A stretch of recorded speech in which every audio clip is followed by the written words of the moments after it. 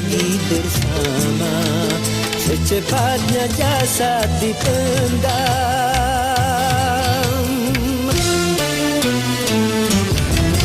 secepatnya jasad dipendam, karena tak lagi dibutuhkan.